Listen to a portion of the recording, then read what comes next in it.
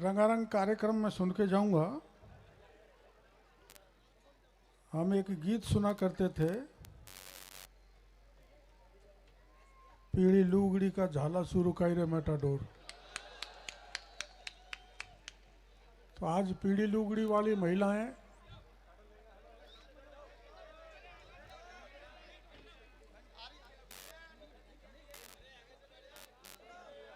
पीड़ी लुगड़ी वाली महिलाओं ने स्वागत किया।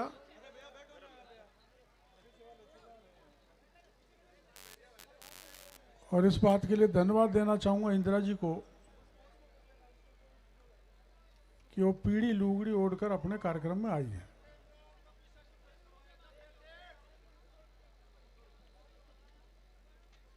अभी करेंगे बेटा, मैं भी सुनूंगा।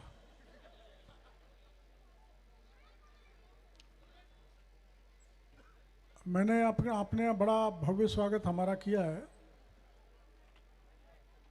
ऐसा तो हमारे इलाके में भी नहीं होता, लेकिन जितने भी कर्मचारी हैं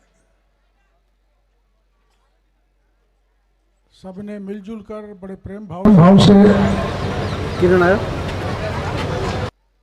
हमारा मन प्रसन्न कर दिया। मैं यहाँ घूम रहा था तो देखा पोस्टर लगे हुए। आपने संतुलन का ध्यान रखा है। एक नेता बीजेपी का तो दूसरा नेता कांग्रेस का।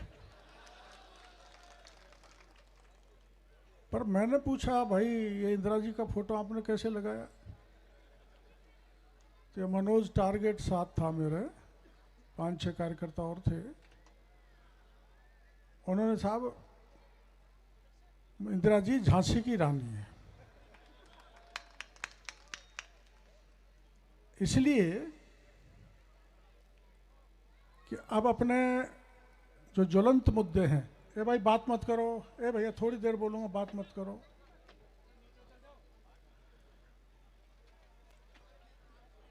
जो ज्वलंत मुद्दे हैं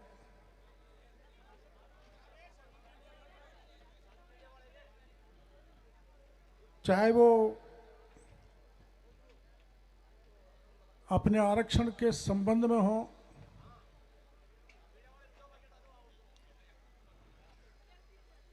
चाहे भ्रष्टाचार का मामला हो। मैंने एक दिन एक बयान दे दिया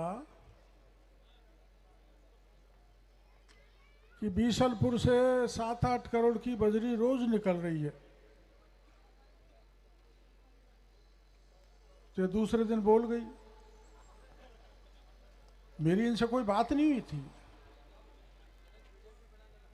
लेकिन पार्टी वालों ने ये दिमाग लगाया कि आपने उनको बुलवाया है। और आपको पता है कि मेरे को एक नोटिस भी मिल गया था। ये बात सही है कि अपने घर की बात बाहर नहीं बतानी चाहिए। अपने घर वाले भी कहते हैं भाई घर की बात घर में ही होनी चाहिए। इतनी सी गलती मेरे से हो गई थी, पर ये इंदिरा जी का जब राज था, जब मुख्यमंत्री गहलोत साहब थे, तो उस समय मैंने ऐसा कोई मुद्दा नहीं छोड़ा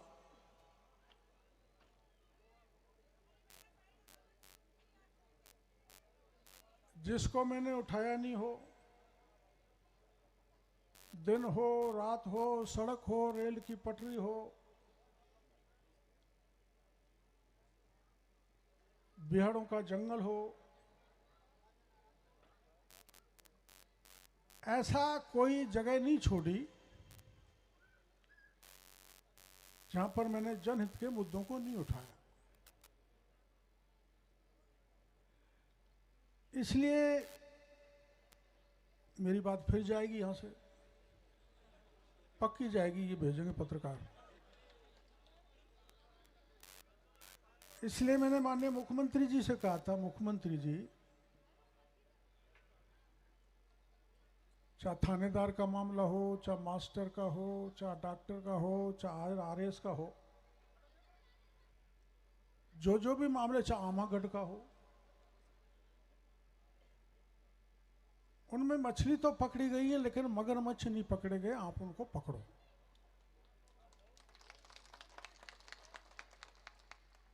मेरी दृष्टि में ये किसी तरह से अनुशासनहीनता नहीं है, लेकिन मैंने एक पुरानी बात बता दी थी। इंदिरा जी के राज में मेरे पीछे हरदम सीआईडी रहती थी, मेरा टेलीफोन रिकॉर्ड होता था। तो मैंने कि पहले के अधिकारी अभी तक बैठे हैं, मेरा टेलीफोन रिकॉर्ड कर रहे हैं, आज भी हो रहा है टेलीफोन रिकॉर्ड, और मेरी सीआईडी हो रही है।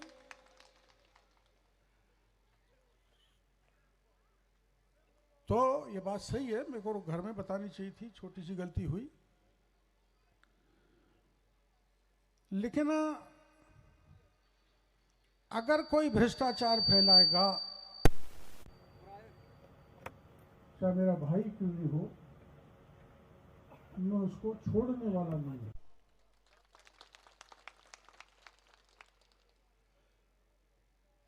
मैं अभी वो भ्रष्टाचार या गिनाना नहीं चाहूंगा क्योंकि इंदिरा जी बैठी हैं, मामला राजनीतिक हो जाएगा।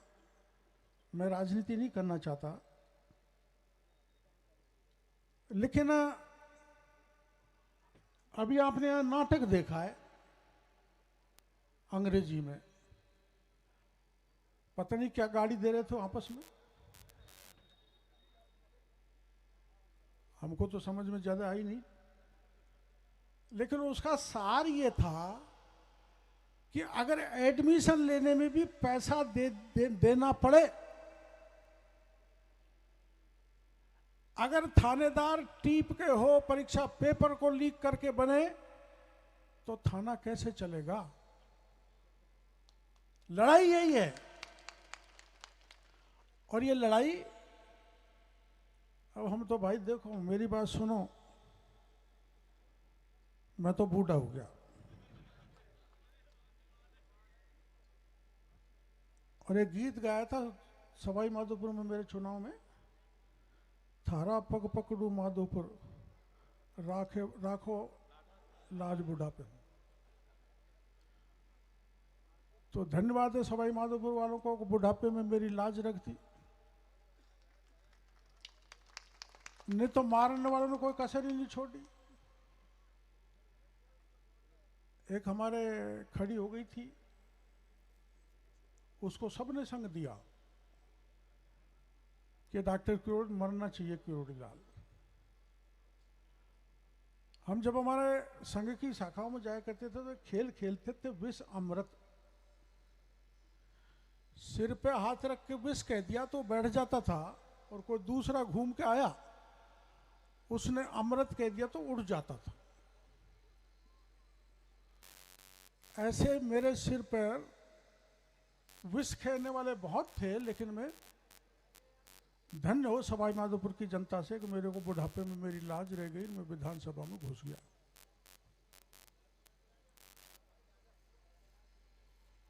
अब मैं मंत्री हूं, मंत्री हूं भी और नहीं भी, दोनों ही चीजें हैं। मैं कह रहा हूं मुख्यमंत्री जी को मेरा इस्तीफा स्वीकार करो। वो कहते हैं क्यों, क्या करोगे? मैंने कि मेरे तो वही सड़क अच्छी लगती थी, क्योंकि आज ये बच्चे कह रहे हैं कि इंटर डिस्कॉम ट्रांसफर होना चाहिए। ये मेरे पास में भी एक छोटा सा बच्चा आया था, मेरे कान में कहने लगा, बाबा मेरी मम्मी यहाँ मास्टर है, मेरे पापा बहुत दूर हैं, मेरी मम्मी दुख पाती है,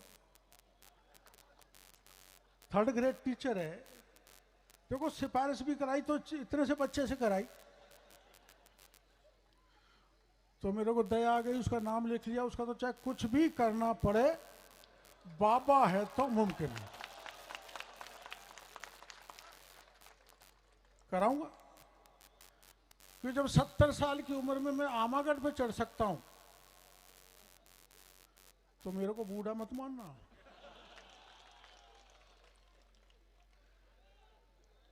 हमको उस समय चेतावनी दी गई कि कोई परिंदा भी पैर नहीं रख सकता।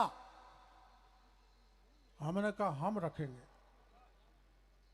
हजारों की पुलिस, थानेदार, कितने डीएसपी, अग्नि वर्षा, अश्रु गैस, और वो आसमान में उड़ता है ना, क्या कहते हैं उसको, ड्रोन, पता नहीं सब कहाँ गायब हो गया। हमने तो आमागढ़ पे जाके झंडा फहरा दिया। 8 जवानों को और ले गया था मैं। हमको सांप मिला, घोड़ा मिला, भगेरा मिला, लेकिन हमारा बाल बांका इसलिए नहीं हुआ कि मत्स्य अवतार की सारी जनता भक्त हमारे साथ थे, इसलिए हमारा बाल भी बांका नहीं। क्योंकि हम ईश्वर का काम करने गए थे। वहीं अभी एक दिन एक मीटिंग थी, वहां मैं बोल गया था। उन्होंने कहा साहब यहाँ हमको हमारा पुराना मंदिर है, हजारों साल, यहाँ वन विभाग वाले नहीं आने देते। तो मैंने कहा भाई बात करेंगे मंत्री से, मुख्यमंत्री से, पर मेरी हालात ठीक नहीं है अभी सरकार में, मेरा टंटा चल रहा है। अब कई लोग कहते हैं आप टंटा क्यों करते रहते हो, आपको पावर मिला है, आप उसका यूज करो। मेरे की पावर तो मिला है, लेकिन मेरे पास वीडियो नहीं है, मेरे पास कृषि उपज मंडी नहीं है, और इसको मैं पावर नहीं मानता। पावर मानता हूं कि डॉक्टर किरोड़ीलाल सड़क पर उतरकर आंदोलन करके गहलोत जैसे व्यक्ति से रीट का पेपर निरस्त करा दे, उनको न्याय दिला दे।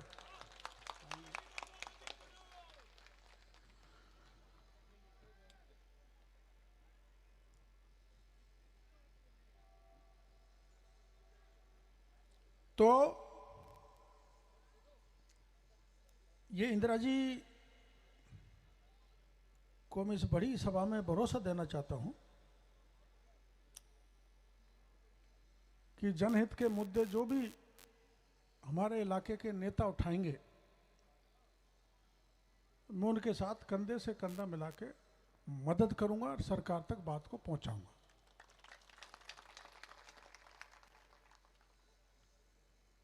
अरे मैंने तो यहां तक कर दिया था भाई, आपको ध्यान है, कोई पता लगा सकता है कि प्राइवेट लॉकर को जाके पकड़ा दिया, यहां काला धन रखा है, ध्यान है ना? मेरे को तो पहली बार पता लगा, मैंने समझा बैंक में ही लॉकर होते होंगे, प्राइवेट भी लॉकर होते हैं क्या? लेकिन मैंने उन्हें पकड़ा दिया और उसमें से निकला 33 करोड़ नगद और 7 करोड़ का सोना। अब उसको लेने के लिए कोई तैयार नहीं है, क्योंकि वो काला धन था। काला धन को लेने वाला कोई नहीं है। जो भ्रष्टाचार कभी भी हुआ, मेरी भी में, मैं ये नहीं कह रहा मेरी सरकार में नहीं हो रहा,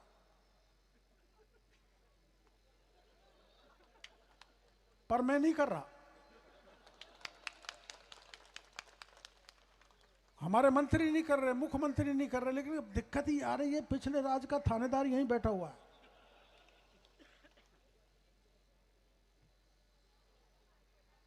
तो मैं आपको एक बात तो ये कहने के लिए आया हूं, भाई अपना समाज है, बहुत बड़ा समाज है, यहां कम हो सकता है, लेकिन जहां से मैं आया हूं वहां बहुत है। तो बाकी के जो समाज अपने साथ रहते हैं, उनको मिलके उनके साथ चलने की आदत बनानी चाहिए। आजकल का सोशल मीडिया ऐसा चला है, जो चाहे जिसको गाली दे देता है। कई बच्चे ऐसे, मैंने उनको समझाया, ब्राह्मणों को गाली देते हैं। अरे मैंने कहा जो व्यक्ति है उसमें अच्छे गुण कौन से, उसको ग्रहण करो, मेरे में क्या बुराई है उसको मैं कैसे त्याग सकता हूं, यह समाज सुधार का सबसे बड़ा मुद्दा होना चाहिए। अब हमारे वो सोशल मीडिया वाले हैं, वो तो मेरे को ही नहीं छोड़ते। अब ये पटवारियों का कोई मामला चल रहा है, मेरे को तो अभी पता लगा, शायद इंदिरा जी ने बताया भाषणों में, मेरे को पता नहीं था, मेरे पास तो कोई आया नहीं।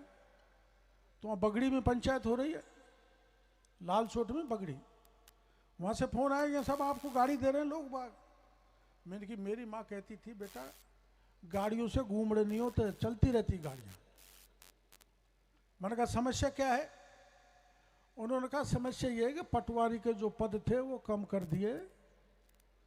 मैंने कहा मेरे पास आ जाना, कम करने वाले का हाथ पकड़ के कलम से दस्तखत करा दूंगा कि पूरा पूरा पोस्ट होगी। कुछ अफसरों की चालाकी होगी।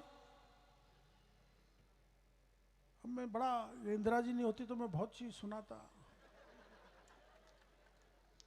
आरपीएससी में क्या क्या कबाड़े नहीं हुए। मैंने 12 कॉपी दी एक दिन, 12 कॉपी खाली, और उस खालियों में नंबर दे रखे हैं। इधर सवाल है, पन्ना उधर देखो तो 7 नंबर, 8 नंबर, 5 नंबर, और लोग आरएस बन गए। ऐसी आरपीएससी तो हमने कभी भी नहीं देखी। पायलट साहब ने भी कहा था कि भाई आरपीएससी का भंग होना चाहिए, पर भंग नहीं हो सकती आरपीएससी, वो पुनर्गठित हो सकती है। तो हमने मुख्यमंत्री जी को कहा भाई इसको पुनर्गठित करो, बड़ा भ्रष्टाचार यहाँ पर फैल गया। तो जोर लगाएंगे सरकार पर एक बात मैं आपको कहना चाहता हूं कि जहां भी कोई जैसी भी तकलीफ परेशानी आपको आ जाए, वैसे तो इंदिरा जी कांग्रेस के सब लोग आपको साथ देते हैं, यहाँ के देवल साहब भी आपको कह के गए, बड़े अच्छे नेता हैं, वो आपको हर तरह का सहयोग देंगे। लेकिन चाहे यहां आवश्यकता पड़ जाए, चाहे आपके गांव में आवश्यकता पड़ जाए, हर तरह के काम कराने का भरोसा मैं आपको देता हूं। एक बीमारी बड़ी है, 3rd ग्रेड के टीचरों का ट्रांसफर उधर होना चाहिए। और मैंने अभी एक बहन जी बता रही थी यहाँ पर, अरे मैंने कहा भाई तुम सारे मास्टर, सारे बिजली के अफसर अगर हमारे इलाके में चले गए तो हमको यहाँ बुलाएगा कौन? कोई नहीं बुलाएगा, राम राम करने में तो है ही नहीं। लेकिन ये एक मुद्दा है। हाँ, मैं 36 की बता रहा हूँ, 36 की बता रहा हूँ। भाई देखो ऐसा है, मैं यहाँ कोई एक बात ही जाति की बात करने के लिए नहीं आया। इसलिए आपको ध्यान है, ये इंदिरा जी के राज में एक पुजारी को तेल छिड़क के जला दिया था। 3 दिन तक मैं महुआ के थाने पर लेके बैठा रहा, पंडित था। मैंने कहा यार यहां न्याय नहीं मिलने वाला, तो मुख्यमंत्री के घर पे ले चलो, गहलोत साहब के पास। पुलिस बहुत हुआ, पहरा दे रही है पुलिस, 100 सवा 100 एसपी वहाँ, डीएसपी वहाँ, एडिशनल एसपी वहाँ, और मेरे हर कदम पर ध्यान रखे। लेकिन आप अचंभा करो, मैं वहाँ से लाश को लेके मुख्यमंत्री के घर के दरवाजे पर ले जाके बैठा दी पुलिस। दूसरे दिन वो जो खाली होता है ना, वो खाली डब्बा, उस पर लठ मारती रही, उसमें पंडित नहीं निकला। वो थानेदार सस्पेंड हो गया। वो थानेदार बड़ा तो कोई सस्पेंड होता नहीं। वो मेरे से एसपी ने पूछा साहब आप ले कैसे गए, हमें ये तो बता दो, मैं यहीं तो बैठा था। मैंने कि मैं गहलोत साहब से कहूँगा सारी पुलिस का कि ट्रेनिंग सेंटर लगा दो, मेरा भाषण करा दो, पुलिस एक्सपर्ट हो जाएगी। यानी जिस किसी भी जाति, समाज, धर्म, किसी भी क्षेत्र का व्यक्ति का काम पड़ा, पूरे 5 साल तक करूंगा, और जब तक तन में प्राण है तब तक लड़के आपकी सेवा करता रहूंगा। इस बात का भरोसा मैं आपको देना चाहता हूं। अब हमारे यहां घटना हुई थी समरावता में।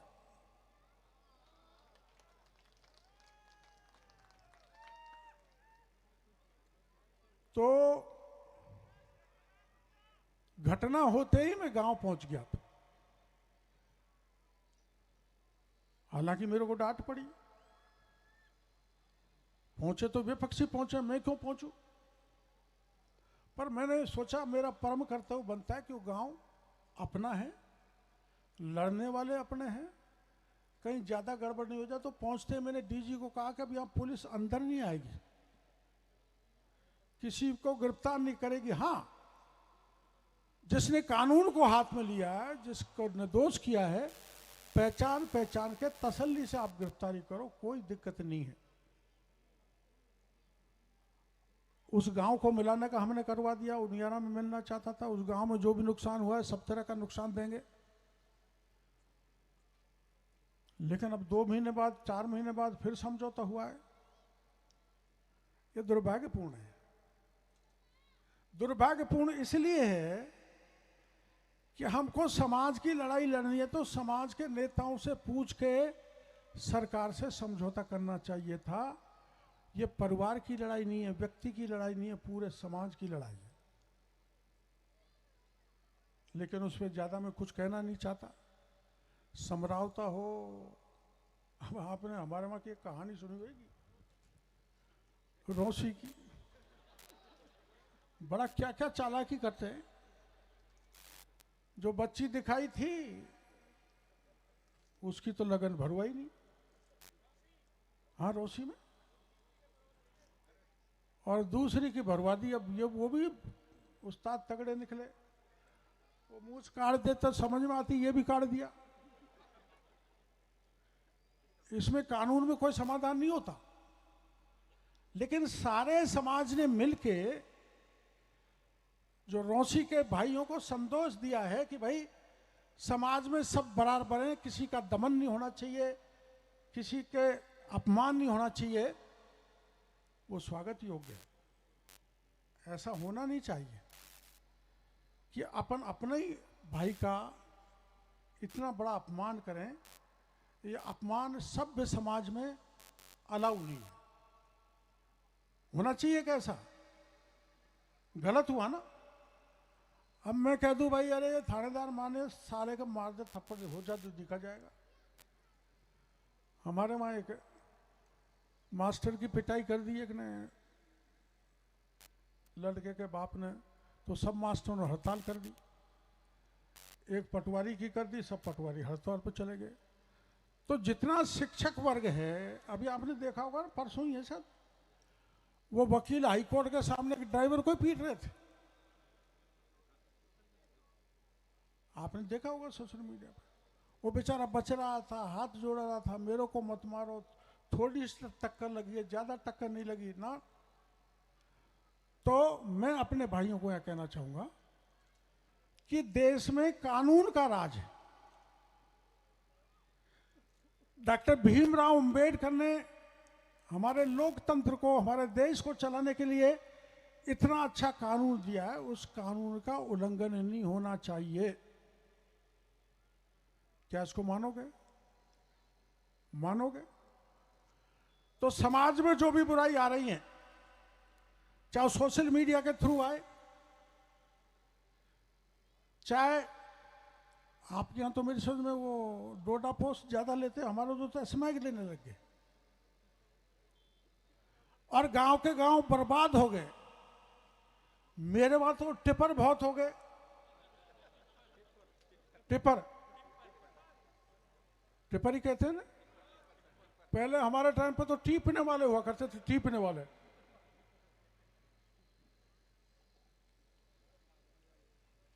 अब टिपर हो गए। और जिसने स्मैक पी लिया और जो टिपर बन गया, वो परिवार कुछ समय के लिए आनंद ले सकता है, बाकी वो परिवार बर्बाद हो जाता है। तो हमारे समाज में जो भी बुराई है, अब वो लोग तो नहीं रहे या तो कम हो गए। भाई मेरा शादी हो गई, घरवाड़ी पढ़ी लिखी नहीं है तो छोड़ दो, अब तो ये खत्म हो गया। है अभी कुछ थोड़ा बहुत है? है? मेरे वहां बात सुन लो ढंग से। अरे तुम सुनना ढंग से। यहाँ मेरे नांगड़ की मिली थी अभी, नांगड़ की बच्ची कोई, वहाँ एक मानपुरा गांव है,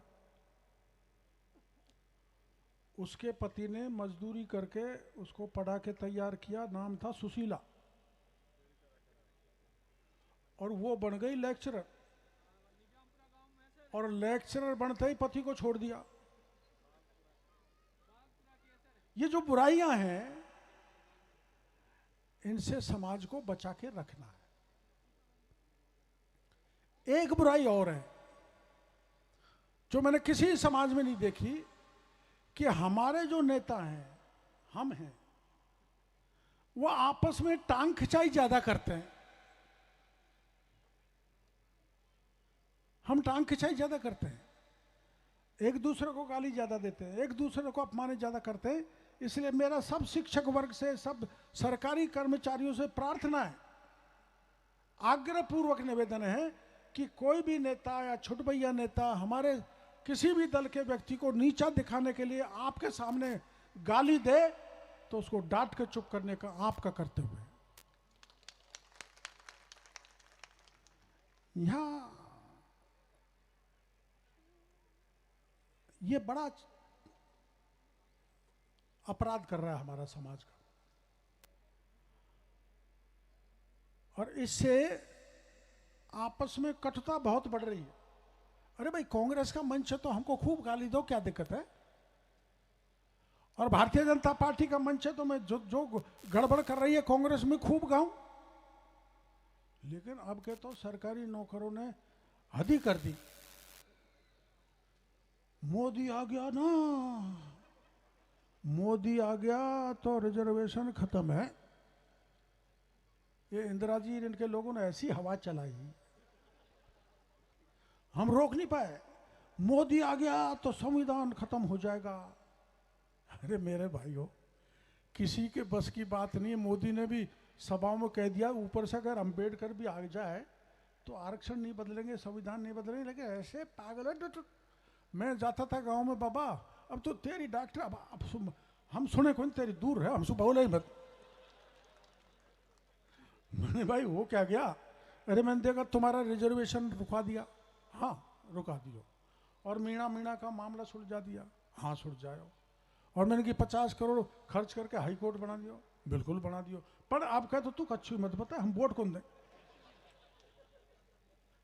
तो मैंने वैसे ही जोशी जोश में घोषणा कर दी कि अगर लोकसभा के चुनाव विशेषकर दौसा, सवाई माधोपुर, करौली हार गए तो मैं मंत्री पद से इस्तीफा दे दूंगा। उसके बाद भी नहीं सुने, दे तो दे भैया, हम तो वोट अब के नहीं देंगे तुमको। तो हमें इस्तीफा देना पड़ा। इसलिए वो आपके मन की बात है, अंतर मन की बात, जो आदमी का दिल कहता है वो काम करता है। लेकिन सरकारी कर्मचारियों को इस मौके पर मैं विशेष प्रार्थना देके कहना चाहता हूं, समाज के किसी व्यक्ति की, विशेषकर नेताओं की और अफसरों की एक दूसरे की टांग खिंचाई, काट करने की बात पर को आपको रोकना पड़ेगा। अब कई बार मेरे को बिना बात गाड़ी दे देते हैं, तुम देखते होगे फेसबुक पे। एक पापड़दा का राम सिंह नाम, मैं तो उसको देखता नहीं, देखना भी जाना नहीं। मैं 10-12 फोन भर रखे मेरे नंबर में, ये गोलमा, ये फलाना, उसका बटन दबाता हूँ, गोलमा से बात कर लेता हूँ, ज़्यादा जानता नहीं। तो वो राम सिंह क्या कहता है, उस फेसबुक पे डाला, ये डॉक्टर करोड़ीलाल को भगाओ, हाई कोर्ट खाली कराओ इससे। चला तो ऊँट लड़ी है, लेकिन हमसे हाई कोर्ट खाली करा रहा है। तो ये जो छोटी मोटी बुराइयां, और इस मोबाइल के युग में आपको मैं एक ऐसी बात कहूंगा जो तो ठीक नहीं लगेगी।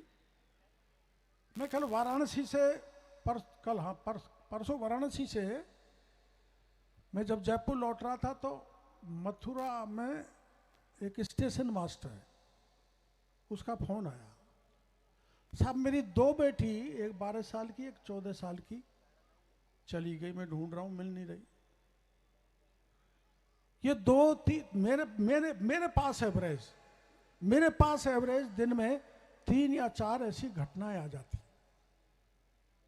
वो क्यों हो रहा है? वो इसलिए हो रहा है कि पहले माँ बाप का नियंत्रण पूरा था, गांव के पटेलों का नियंत्रण पूरा था, गांव के लोगों का नैतिक आचरण अच्छा था। अब गिरावट बहुत आ गई, इसलिए नैतिक रूप से समाज को मजबूत बनाए रखने की आवश्यकता है। और वो बनाएगा कौन? एक बार एक गांव में पंचायत हुई और गांव वाले इकट्ठे हुए। एक लड़का खड़ा होकर पेशाब करता था, तो गांव वाले पंचों ने कहा, तेरा बेटा हम रोज देखते हैं खड़ा होकर पेशाब करता है, या तो तू उसको समझा ले, नहीं तो तेरे पे रखेंगे 11,000 का दंड। वो फिर भी नहीं रुका, फिर पंचायत हुई, तो फिर भी नहीं रुका। तो गांव के ये मनोज टारगेट जैसे आदमी ने सोचा कि कुछ न कुछ गड़बड़ है। तो टारगेट ने जाके देखा, बेटा तो खड़ा ही होकर पेशाब करता था, बाप बाखड़ में घूम घूम कर पेशाब कर रहा था। अरे जब बाप घूम घूम कर पेशाब करेगा तो बेटा क्यों मानेगा? अब डॉक्टर क्योड़ीलाल दारू पी के कहीं बाजार में घूमेगा तो आप मेरी बात मानोगे क्या? नहीं मानोगे।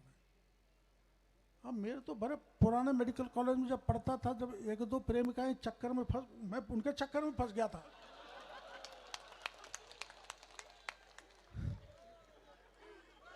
जब तो मैं बहुत स्मार्ट था, तो मैंने सोचा यार गलत हो जाएगा भाई।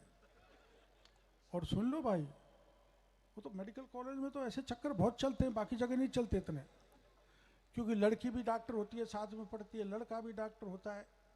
मेरे साथ मेरे एक लड़का है, नया पीए है। मैंने उससे पूछा, रे तेरे शादी सगाई का क्या है? साहब बस होने ही वाली है।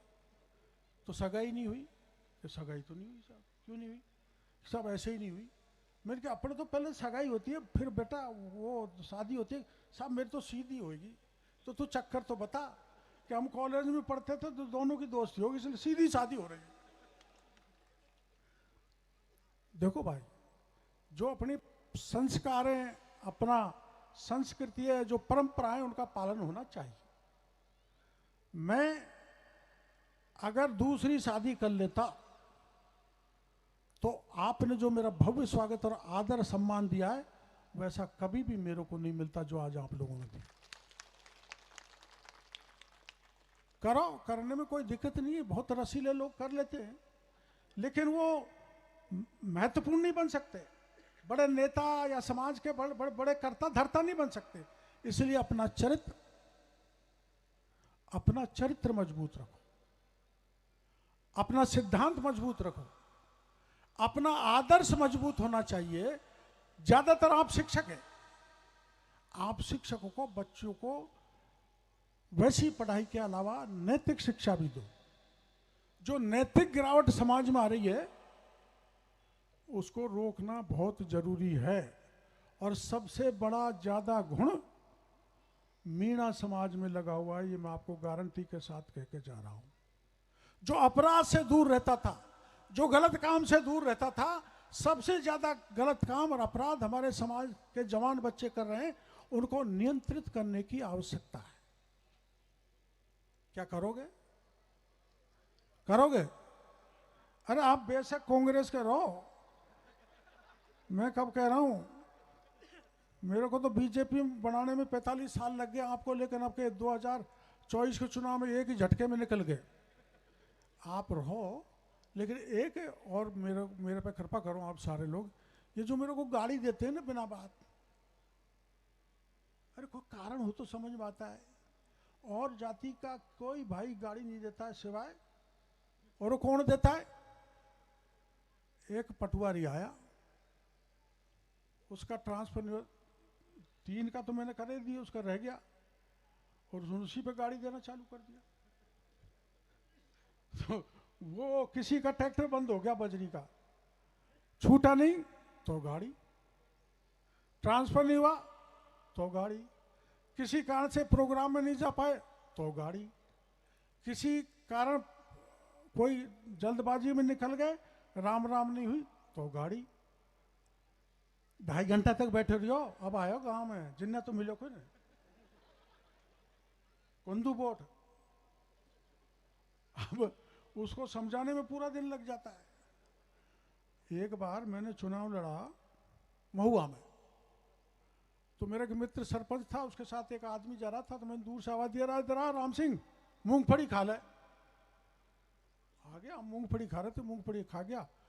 फिर 2 साल बाद चुनाव आए, तो उस गांव में, उकड़ून गांव है, उस गांव में मेरे खिलाफ एक एजेंट बैठ गया। तो मैंने कहा ये एजेंट कैसे बैठ गया, आमतौर पर एजेंट नहीं बैठता, तो एक तरफा छकाछक चलता रहता।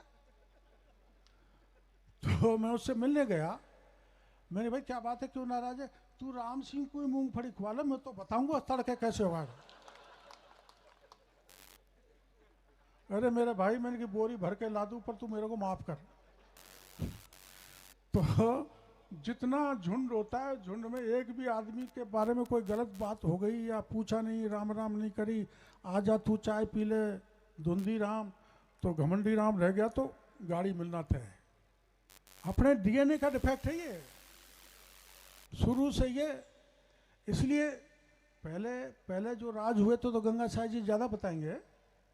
देखो, अपन को इस बात पे गर्व करना चाहिए कि जेएनयू जैसे इंस्टीट्यूट में गंगा साहब जी जैसे प्रोफेसर हैं, जो विदेशों में जाके स्पीच देते हैं। और सुनो, आपको सबको पता नहीं होगा, इनके कैंसर हो गया, तो मेरे को मिले। मैं कहूँगा, इतने इनके आत्मबल के बारे में मैं आपको सार्वजनिक रूप से कहूँगा। मैंने कहा ना, चिंता मत करो, ऊपर वाला बैठा है, आपका जीवन लंबा चलेगा। और कैंसर का इलाज, ब्रेन का, भगवान की कृपा देखो कि वो जड़ मूल से खत्म हो गया, आप जैसों का आशीर्वाद करें।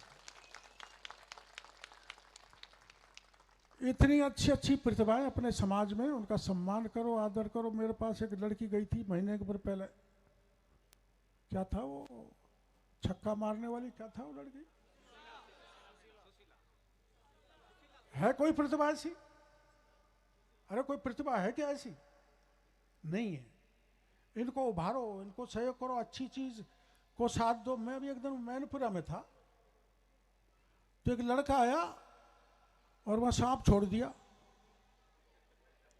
भगदड़ मच गई। अरे भाई क्या है? अरे भाई कि मैं इनकी तन इसका जहर तो तोड़ दिया ना। क्या काम जहर तोड़ने का साहब, एक को भी खा जाए तो मेरी गारंटी है, मैं तू खूब है। ये हमारा दीपक वहीं था, तो वो एक ही नहीं, ऐसे 40 सांप पकड़ चुका जिंदे, और उनसे खेल खेलता है। ये भी कोई कला देख लो आप। और एक बार काट लिया एक सांप ने, तो उसका कुछ बाल बाका नहीं हुआ। तो मतलब प्रतिभाएं बहुत है अपने यहाँ, अपने प्रतिभाओं को बढ़ावा मिलना चाहिए, सम्मान मिलना चाहिए। और देखो भाई, बड़े लोगों का सम्मान, गुरुजनों का सम्मान, माता पिताओं का सम्मान, और घरवाड़ियों का सम्मान। मैं तो भाई देखो, थोड़ी भी गलती कर देता हूं तो गोल माँ फोन से डांट देती, अब तुम डांटती हो कि नहीं इनको, अरे कुछ कहती हो कि नहीं है? हाँ, इन पे कंट्रोल रखा करो, नथेल यूं बिल्कुल। तो ये आपने कार्यक्रम रखा, समाज को अपन को सुधारना है, और अपन को संगठित भी रहना है, दूसरे समाज को लेकर साथ चलना है। क्योंकि एक समाज से आप जो लक्ष्य आपने तय किया है, जिस पथ पर जाना चाहते हैं, आप लड़ खड़ा जाओगे। अकेला समाज सफल नहीं हो सकता। इसलिए सब समाज को साथ लेके, और इस इलाके में बच्चों को, मेरे को देवल साहब कह रहे थे कि यहाँ जितना भी आपका मीणा अफसर है, जिस किसी भी विभाग में, वो सबसे अच्छा काम करता है। और हम तो चाहते हैं मीणा अधिकारी मिलने चाहिए। उन्होंने जब मेरे को ये बात कही तो बड़ी प्रसन्नता हुई कि आप यहाँ बहुत अच्छा काम कर रहे हैं। मेरे वहाँ तो लाइनमैन क्या करता है, चाहे मीणा ही हो, तार गिरा दिया तो ऐसी तैसी करो, सो रात भर गर्मी में, पैसा दे दिया तो अधूरा सा छोड़ेगा, थोड़ी देर चलेगी फिर गिर जाएगा तार, फिर पैसा दे, फिर तार को जोड़ेगा। ऐसे ऐसे कलाकार लाइनमैन हैं जो मेरे गांव में 3 फीडर हैं, 2 को सालों को शट डाउन कर देंगे, तीसरे को अकेले को चलाएंगे। फिर 2 फीडरों से पैसा आएगा जब चालू करेंगे। तो इस ढंग की शिकायत आपके यहाँ पर नहीं है। आप भाई मास्टर नहीं हो, अच्छी तरह बच्चों को पढ़ाना। एक बार मैं 89 में मैं सुनाई देता हूँ, कोई गुजरों का मामला है। 89 में मैं MP बना, तो नांदोती में एक गुजरों का गांव था, पढ़ाने वाला मीणा था। वैसी बात ये सार्वजनिक नहीं बोलनी चाहिए, पर मेरा मन कर रहा है, मैं जब बोलता हूँ जब बोल ही देता हूँ। तो वो मैं MP बन गया, तो 60-70 गुजर पगड़धारी आए, मैं MP ऐसे ही बोलते हूँ, ए भैया देख जो तू ई मास्टर है ना कमलेश, या को ट्रांसफर हमारी स्कूल से नहीं होना चाहिए, और तू जैसे जो कर। तो मैंने दूसरे दिन मास्टर से पूछा, तू ये बताइए ये गुजर तेरे को इतना क्यों चाहते हैं इसमें? साहब देखो ऐसा है, जो ये छोरे खाली जो कॉपी छोड़ जाते हैं उनको देता हूँ 90% नंबर, 90%, और 2 लाइन लिख देते हैं उनको देता हूँ 92%, और आधी कॉपी में लिख देते तो 100 का 100 नंबर दे देता हूँ। मैं तू ऐसे क्यों कर रहा है? साहब अगर यही पढ़ गए तो हमारा क्या होगा? तो ऐसे मत करना भाई, आप ऐसे मत करना, जम के जनता की सेवा करो। देखो गुरु बनना ये किस्मत की बात होती है। गुरु बनना, गुरु राजेंद्र प्रसाद बने थे जो पहले राष्ट्रपति बने थे। गुरु बनना गर्व का विषय है। आप ही डॉक्टर बनाते हो, आप ही इंजीनियर बनाते हो, आप ही कालिदास बनाते हो, आप ही अटल बिहारी बनाते हो, आप भी नरेंद्र मोदी बनाते हो, आप डॉक्टर कीड़ेदाल तैयार करते हो, आप ही तो करते हो। बड़ी से बड़ी हस्ती महापुरुष, बड़ा सा बड़ा कलेक्टर SP जो भी जितना आज यह तंत्र है, वे गुरुजन बंधुओं के कारण के लिए बहुत आभार प्रदर्शन करना चाहता हूँ, धन्यवाद देना चाहता हूँ। इसलिए अच्छी शिक्षा दो, आपकी चहु और प्रशंसा फैले, तो हमें कोई मिले पश्चिमी राजस्थान का, तो हम गर्व से सीना चौड़ा करके कह सके कि हमारे बच्चे जो किसी क्षेत्र में काम कर रहे हैं वो बेहतर काम करके हमारे इलाके का और हमारे समाज का नाम रोशन कर रहे हैं। ऐसा काम करो।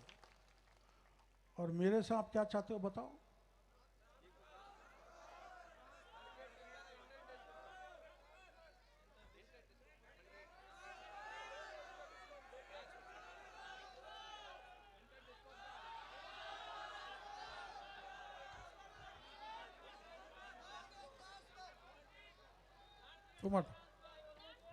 अरे तुम, मैं उनसे पूछूंगा, तुम उधर बैठो, तुम तो सिखा के भेजी हो। अरे तुम क्या चाहते हो? पीढ़ी लुगड़ी वाली हैं? हैं? मैं वो ट्रांसफर की नहीं कह रही, वो कह रही खीर जलेबी खुआओ। चलो आपकी बात सरकार तक मजबूती से पहुंचाएंगे, ठीक है ना? आपने बुलाया, स्वागत किया, इसके लिए बहुत बहुत धन्यवाद। राम राम साहब।